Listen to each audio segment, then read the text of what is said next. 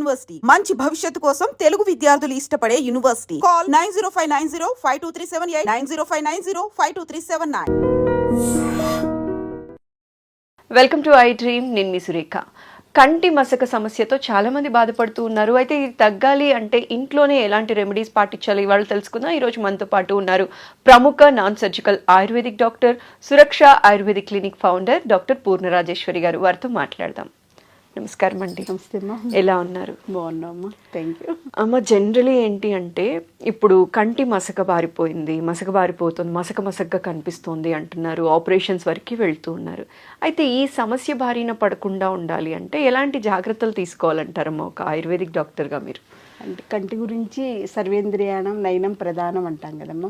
అంటే మనకి ఇంద్రియాలు పంచ జ్ఞానేంద్రియాలు, పంచ కర్మేంద్రియాలు అని చెప్పేసి 10 రకాల ఇంద్రియాలు ఉంటాయి అన్నమాట. సో ఇంద్రియాలు అంటే వాటి ద్వారా మనకి రిసెప్టర్స్, మనకి బాడీకి కావాల్సిన సెన్సేషన్ రిపర్.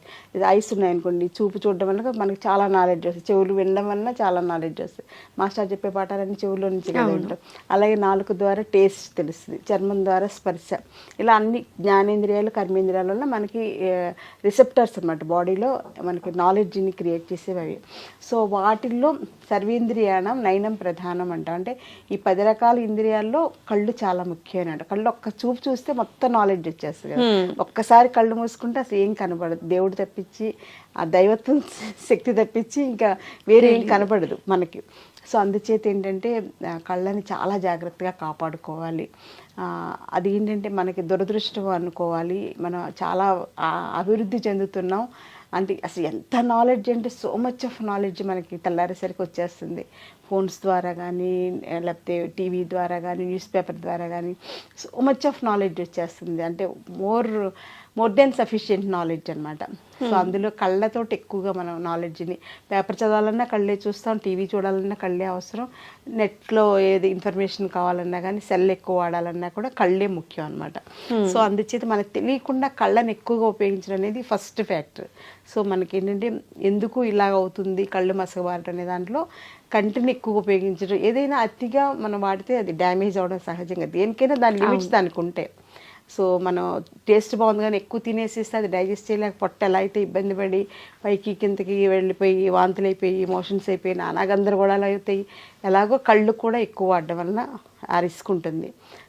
సో అది ఫస్ట్ ఫ్యాక్ట్ మనం ఒప్పుకోవాలి. తర్వాత సెకండ్ ఫ్యాక్ట్ ఏంటంటే డైట్లో మనకి సరైనటువంటి న్యూట్రిషియస్ ఫుడ్ లేకపోవడం వల్ల కూడా కళ్ళు వీక్ అవుతాయి. కంటి రెటీనాకి కానీ, కంటి సెల్స్కి కానీ, వాటన్నిటికీ కూడా మనకి ఇంబ్యాలెన్స్ అనేది వచ్చేస్తాం సరైనటువంటి ఆహారం లేకపోవడం. అలాగే సరైనటువంటి వ్యాయామం, మనకి వ్యాయామం కూడా కంటికి స్పెషల్ వ్యాయామాలు, ఎక్సర్సైజులు ఉంటాయి. అవి కూడా మనం చేసుకోలేకపోవడం వలన కంటిని ఎలా ఉపయోగించుకోవాలో తెలియకపోవడం వల్ల, ఎక్కువగా వాడడం వల్ల కూడా డ్రైనెస్ వచ్చేస్తుంది అనమాట. సో అది కూడా ఎక్సర్సైజ్ లేకపోవడం. అలాగే 5th పాయింట్ ఏంటి నిద్ర కూడా సరిగ్గా ఒక ప్రణాళికాబద్ధంగా సరిపడా నిద్ర, కంటి నిండా నిద్ర అంటాం కదా మనం. పెద్దవాళ్ళు వాడే ఒక్క పదం చూడండి, కంటి నిండా నిద్ర అంటే ఏంటంటే కంటికి సరిపడా నిద్రపోవడం వల్ల కళ్ళు రిలాక్స్ అవుతాయి, బ్రెయిన్ కూడా రిలాక్స్ అవుతాయి, మనం కూడా హ్యాపీగా హెల్దీగా ఉంటామని చెప్పేసి కంటి నిండా సుఖ నిద్ర అంటారు పెద్దవాళ్ళు. సో అందుచేత అది కూడా మనకి లేకపోవడానికి ముఖ్యమైనటువంటి కారణం ఏంటంటే సెల్ ఫోన్స్ అనమాట. సో సెల్ ఫోన్స్ మనకి మెయిన్ కారణం. కంటికి ఒక దెయ్యం లాంటిది, ఒక ఈవిల్ లాంటిది ఏంటి అంటే సెల్ ఫోన్ అనమాట. అంటే ఎంత అడిక్షన్ అంటే ఒక్క వీడియో ఆన్ చేస్తే దాని మీద ఒక 100 వీడియోలు వచ్చేస్తాయి. వాళ్ళు ఏం చెప్తున్నారు, వీళ్ళు ఏం చెప్తున్నారు, ఈవెన్ స్పిరిచువల్ 5 minutes చూసి పెట్టేద్దాం అనుకుంటూనే అది 50 minutes అవుతుందో తెలియదు, ఎంతసేపు అవుతుందో తెలియదు. అదే దాని మీద ఈ ప్రవచనాలు చెప్పేవాళ్ళు ఏం చెప్పారని చూస్తే ఇంకోటి వచ్చేసి అలా ఇదేంటి అలా వింటూ ఇంకా నిద్ర ఉండదు, ఇంకేం ఉండదు అనమాట. సో అది మెయిన్ కారణం. అందుచేత అవి వదలడం అనేది, నిదాన పరివర్జనం అనేది చాలా ఇంపార్టెంట్. ఆయుర్వేదంలో ఏంటంటే ఏదైనా ఒక ప్రాబ్లం వస్తుందంటే దానికి కారణం ఏంటనేది మనకే అర్థమవుతుంది మనం దృష్టి పెడితే. యాజ్ ఏ పేషెంట్కి అర్థమవుతుంది ఎక్కడ ప్రాబ్లం ఉంది. ఇప్పుడు సపోజ్ సైనజైటిస్ కానీ, ఆస్మా కానీ ఇలాంటి ప్రాబ్లమ్స్ ఉన్న వాళ్ళకి కారణం ఏంటని ఆలోచిస్తే చలిగాలికి ఎక్స్పోజ్ అవ్వడం, వర్షానికి ఎక్స్పోజ్ అవ్వడం, లేకపోతే చల్లటివి ఫ్రిడ్జ్లో ఎక్కువ వాడడం, కూల్ డ్రింక్స్ ఎక్కువ వాడడం, ఇవి ముఖ్యమైనటువంటి కారణాలు కదా. సో ఆ కారణాలు అవాయిడ్ చేసేస్తే వాళ్ళ సగం జబ్బు తగ్గిపోతుంది అనమాట. అలాగే కంటి చూపు మసకబారడానికి ముఖ్యమైనటువంటి కారణం ఏంటని ఆలోచిస్తే ఈ సెల్ ఫోన్స్ ఎక్కువ వాడడం, లేదా ఆడవాళ్ళు అయితే టీవీ ఎక్కువగా చూస్తూ ఉంటారు, ఇంకా అలా సీరియల్స్కి అడిక్ట్ అయిపోయి చూసేస్తూ ఉంటారు కదా. ఇవాళ ఏమైందో, రేపేమంటాడో, రేమైపోతుందో అని చెప్పి ఏవో ఉంటాయి కదా, ఎవరి ఇది వాళ్ళది. సో అందుచేత అవి వాడడం ఒక కనీసం 50%కి ఫస్ట్ డే స్టార్ట్ చేసేస్తే తర్వాత 60%, 70% అలా పెంచుకుంటూ వెళ్ళి 10% దగ్గర జస్ట్ మనకి ఏదో ఒకటి ఎంటర్టైన్మెంట్ ఉండాలి కాబట్టి అంతవరకే బాండ్ అయిపోయి ఉండాలన్నమాట. అది ఫస్ట్ పాయింట్. ఇంకా తర్వాత ఆయుర్వేదం ఏంటంటే రెజ్యూనేట్ చేసేటువంటి గుణం ఆయుర్వేదం ఒక్కదానికే ఉంది వైద్యానికి. మీరు బయట ఇచ్చేసిన రిపేర్ చేస్తారు. డాక్టర్స్ బయట ఏంటంటే జ్వరం వస్తే దానికి పారాసెటమాల్ టాబ్లెట్స్ ఇవ్వడం ఇలాంటివి ఏవో చేస్తారు, లేకపోతే యాంటీబయాటిక్స్ వాడతారు, లేకపోతే స్టెరాయిడ్స్ వాడతారు, ఇంకా అవసరం అంటే సర్జరీ చేసి రిపేర్ చేసేస్తారు. ఆ శాస్త్రానికి అంతవరకే లిమిటేషన్ ఉంది. కానీ ఆయుర్వేదానికి అలా కాదు. ఆయుర్వేదానికి ఏంటంటే లైఫ్ని ఇచ్చేటువంటి శక్తి ఉంది. అంటే రెజ్యూనేట్ చేసేది, రిపేర్ చేసేటువంటి శక్తిని 10 times మనం పెంచుకోవచ్చు అనమాట. రెజ్యూనేట్ చేయడం అంటే రీజనరేట్ చేయడం.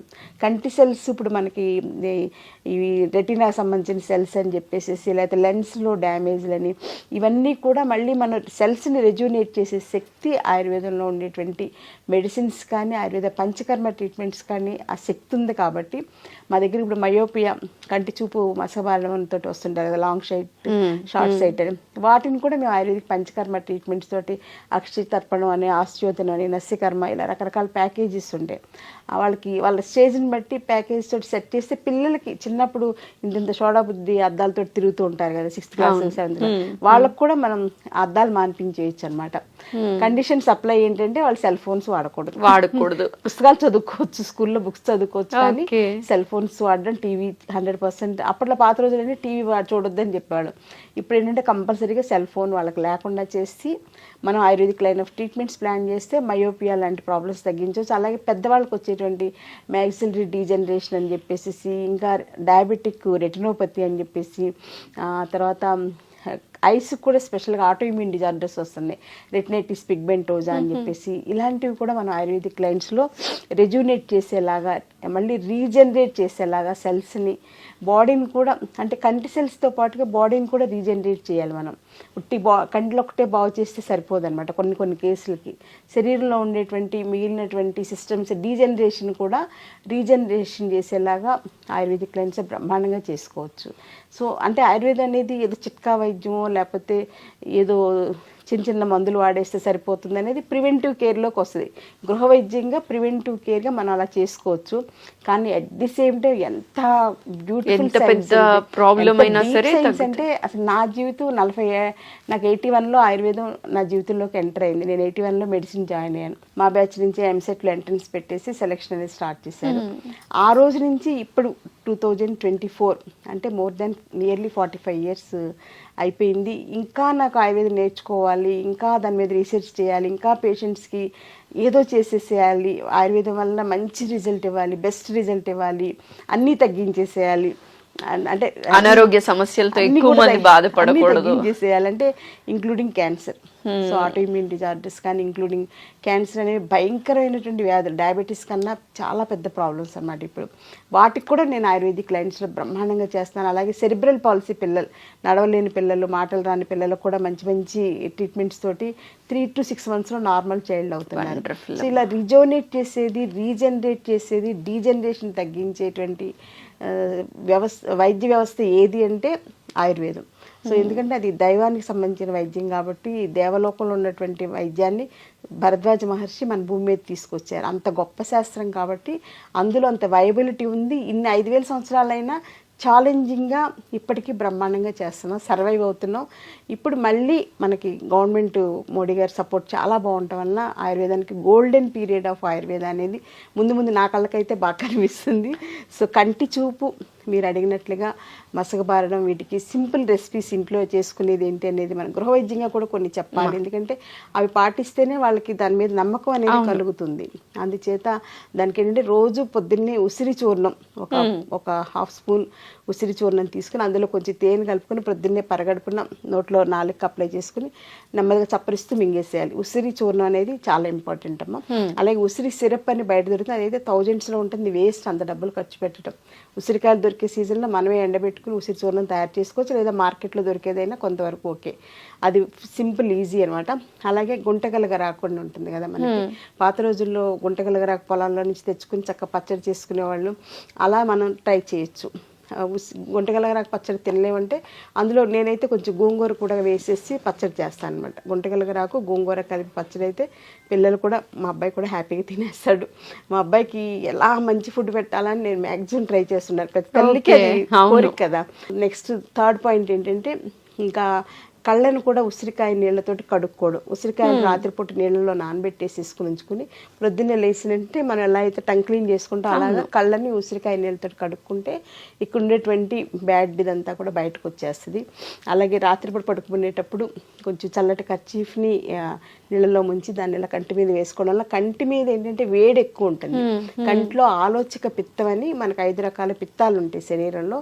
కంట్లో ఉండేది ఆలోచక పిత్తం అనమాట. ఆ పిత్తాన్ని మనం ప్యాసిఫై చేయాలంటే, తగ్గించాలంటే కంటి మీద చల్లటి క్లాత్ వేసుకుని ఉంచుకుంటే కొంతవరకు ఉపయోగపడుతుంది. అలాగే కంటికి హెయిర్ డైస్ కూడా వాడడం మానేయాలి. దానివల్ల కంటి చూపు మెరుగుపడుతుంది. కంటికి చూపు మెరుగుపడాలంటే హెయిర్ డైస్ వాడడం మానేయాలి.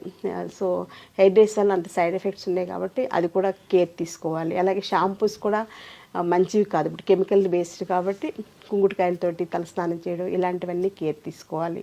అలాగే డ్రైనెస్ ఆఫ్ ఐస్ ఇప్పుడు మోస్ట్ కామన్ కాబట్టి ఎండలో తిరిగేటప్పుడు గ్లాసెస్ పెట్టుకోవడం, బయట బళ్ళ మీద అవి తిరిగేటప్పుడు హెల్మెట్ పెట్టుకోవడం, కంటికి గ్లాసెస్ పెట్టుకోవడం, ఎక్కువ తిరగకుండా ఉండడానికి ట్రై చేయాలి. ముఖ్యంగా సమ్మర్ వచ్చిందంటే బాగా మార్నింగ్ 11 to 4 ఎండకి ఎక్స్పోజ్ అవ్వకుండా ఉంటే కళ్ళని మనం కాపాడుకున్నట్లే. అలాగే ఆహారంలో కూడా ఫ్రైస్, పికిల్స్, నాన్ వెజ్ తగ్గించుకుని ప్రతిరోజు భోజనంలో ఉసిరికాయ పచ్చడి, మనకి పాత రోజుల్లో నల్ల పచ్చడి అని ఉండేది కదమ్మా. ఉసిరికాయ పచ్చడి పట్టేశాక దంచేసి చేసుకున్నాక అది నల్లబడిపోద్ది, రోజుకి ఎర్రగా ఉండదు. సో దాని పేరే నల్ల పచ్చడి అనమాట. అది రోజు ప్రొద్దున్నే తీసుకోవడం వల్ల, మొదటి ముద్దలో అది వేసుకుని తీసుకోవడం వల్ల కంటి చూపు చాలా బాగా మెరుగుపడుతుంది. సో ఈ రకంగా చిన్న కేర్ ఇంట్లో చేసుకుంటూ పెద్ద ప్రాబ్లమ్స్ ఉన్నప్పుడు దీనికి ఇంతేలే పరిష్కారం లేదు అని వదిలేయకుండా ఆయుర్వేదిక్ డాక్టర్స్ ఉన్నారు. ఆయుర్వేదం ఇప్పుడు శాస్త్రీయంగా చేసి రీసెర్చ్ చేసి నాకన్నా ఇంకా ఎంథ్యూజియాస్టిక్ చేసేవాళ్ళు బోల్డ్ మంది డాక్టర్స్ ఉన్నారు. అలాంటి వాళ్ళ సంరక్షణలో కంటి చూపుని మళ్ళీ మనం కాపాడుకోవచ్చు. ఇందాక చెప్పినట్టు సర్వేంద్రియాణం నయనం ప్రధానం కాబట్టి కంటిని మనం పాపలా కాపాడుకుంటే కంటి పాప మనకి జీవితానికే వెలుగునిస్తుంది.